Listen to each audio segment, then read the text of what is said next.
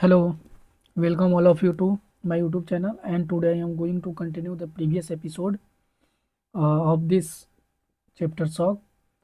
So today's topic is clinical features of SOC. SOC is of two types: compensated and uncompensated. Uncompensated SOC is also called as decompensated SOC, and it is further divided into two types: moderate and severe. So what is compensated and what is uncompensated or decompensated SOC? So compensated SOCs are due to inadequate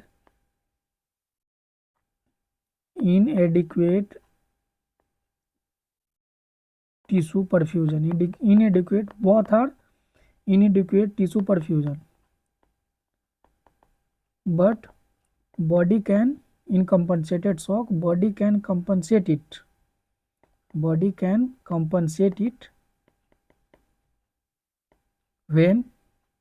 proper resuscitation is done.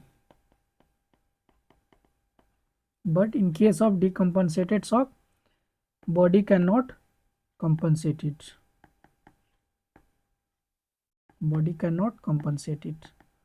First come to the compensated shock. 3T.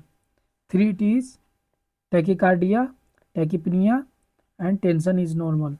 So always remember, in case of compensated shock, blood pressure is always normal. Then respiratory rate increased and urine output is also normal. And heart rate increases or pulse rate increases, that is tachycardia. In case of moderate uncompensated shock, 3D, drowsy, decreased urine and drop in BP. So blood pressure starts to decrease from the moderate one, and urine output also decreases, and patient become drowsy. In case of uncompensated, remember 3C, cessation of urine, anuria, and collapse in the BP. So here severe hypotension, anuria. तो ये जो next slide का जो table है, इसको मैं एक line में समझाने का कोशिश करता हूँ, होप कि आप लोग इसको समझ जाएंगे। तो जब भी ट्रॉमा होगा उससे हेमरेज डेवलप करेगा, ब्लीडिंग होगा, उसके बाद पेशेंट क्या जाएगा, पेशेंट शॉक में जाएगा। जब पेशेंट शॉक में जाएगा तो उससे एसिडोसिस होगा, पीएच कम हो जाएगा, प्लस हाइपोथर्मिया होगा। उसके बाद क्या होगा, कोगुलोपैथी डेवलप करेगा, कोगुलोपैथी होगा। उसके बाद जब कोगुलोपैथी होगा, ब्लड क्लॉट नहीं कर पाएगा तो क्या होगा, उससे मोड ब्लीडिंग होगा। तो उससे क्या होगा, पेशेंट मोड शॉक डेवलप करेगा,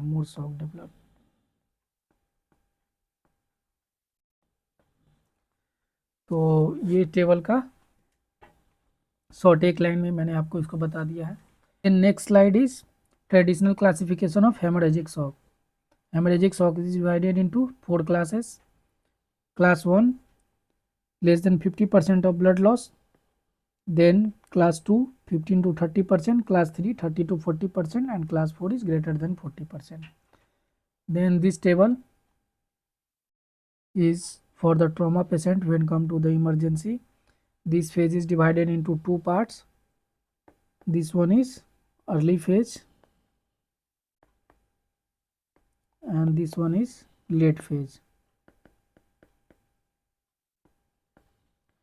What are the priority of early phase? Early phase, we have to prioritize coagulation, and in late phase prioritize perfusion. तो पहले फेज में हमें ब्लीडिंग को देख करके कहाँ देखना है, कहाँ से ब्लीडिंग हो रहा है उसको स्टॉप करना है और हाइपोटेंशन होने से रोकना है। फिर उसके बाद दूसरे फेज में जो ऑर्गन जो नॉन परफ्यूज हो रहा है उसको नॉन परफ्यूजन होने से बचाना है और रिसक्सिटेट करना है पेशेंट को जल्दी। तो इस अर्ली फेज में हमारा गोल क्या क्या होगा, तो गोल होगा damage control surgery, permissive hypotension and balance transfusion, and then treat the coagulopathy with the help of tranexamic acid, platelet and fibrinogen. Then balance transfusion में 1:1:1 PRBC, FFP and platelet. Then what are the parameters to monitor in the early phase? Monitor blood pressure, heart rate, electrolyte, calcium and potassium. Then PT, fibrinogen and ROTEM or TEG. Then what are the parameters to monitor in the late phase? In late phase we have to monitor, especially monitor PaO2 FiO2 ratio and abdominal compartment, intra-abdominal pressure, PaO2 FiO2 ratio, urine output and GCS. So damage control surgery: arrest first, arrest hemorrhage, control sepsis, protect from further injury, then nothing else.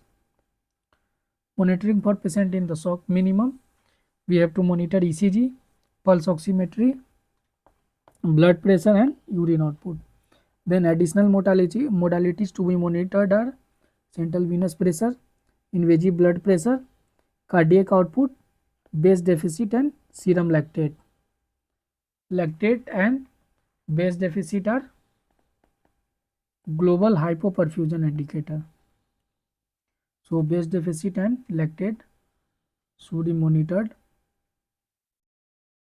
Then monitor for organ and systemic perfusion. For systemic perfusion, base deficit and lactate I have discussed in previous slide. Then mixed venous oxygen saturation. Now organ perfusion, monitor muscle perfusion with the help of near infrared spectroscopy and tissue oxygen electrode. For gut, sublingual capnometry and gut mucosal pH. For brain, we have to monitor near tissue oxygen conscious level through tissue oxygen electrode and near infrared spectroscopy. Now perioperative blood transfusion. Haemoglobin level less than 6 probably will benefit from transfusion. अगर 6 से कम है तो हम उसको blood transfusion करवाएंगे. अगर 6 से 8 है, अगर ऑनगोइंग ब्लीड नहीं है, एब्सेंस ऑफ ब्लीडिंग और impending surgery, then transfusion unlikely will be required. Then if greater than 8 then no indication for transfusion. अगर ट्रांसफ्यूजन नहीं भी करेंगे, अगर कोई अदर रिस्क फैक्टर नहीं है तो काम चल जाएगा. तो आज के लिए इतना ही. नेक्स्ट वीडियो में आपसे मिलते हैं नए चैप्टर के साथ.